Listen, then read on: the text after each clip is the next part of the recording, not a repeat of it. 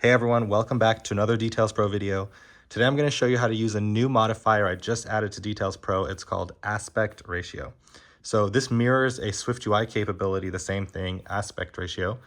And basically you can use it to give images and hero areas specific crop ratios. So even if your picture is bigger than 4:3, it'll fit perfectly in 4:3. Or even if an image isn't square, you'll see here, it can fit perfectly into a square. You can also align the different sides of that picture. So I'm going to show you two examples for how to use this, starting with how to use it with an image. So I'm going to go ahead and clear my canvas. Here's how you're going to use this with an image. So I'll add an image element and I'll pick a picture. Now to demonstrate, I'm going to give this a set width so that the picture doesn't take up the whole canvas. Okay, so oftentimes you're going to use a grid of images or a list of images, and you're going to want all the pictures to be consistent. So let's say I wanted this picture to be 4:3. Well, here is how we do it. We're going to add an aspect ratio modifier. We're also going to pull it up to make sure it's before the frame, because basically the order matters here. And what we want to say is we want the picture to be a specific ratio, which we'll pick, and we want that to fit in 250. So let's say we want it to be square. I can go ahead and click on 1:1. Now you'll notice it doesn't actually look perfectly square yet. We're missing one thing, and that is we have to set the size of the image to fill. So you add the aspect ratio modifier and you set it to fill.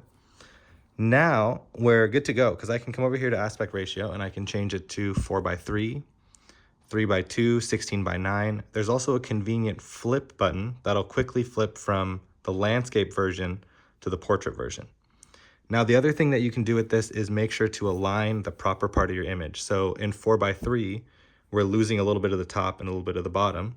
I can align the top or align the bottom based on what we want here in this picture. Now, that is how you use this with just a picture.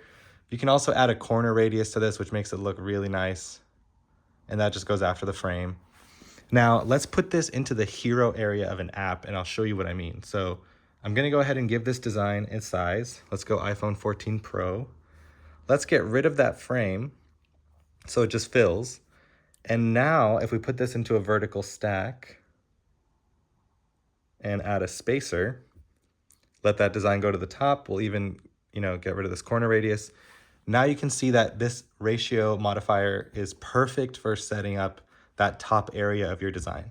If you want it to be, let's say, tall, so something like 3:4 or 2:3 or 4:5, you can have that be really proportional.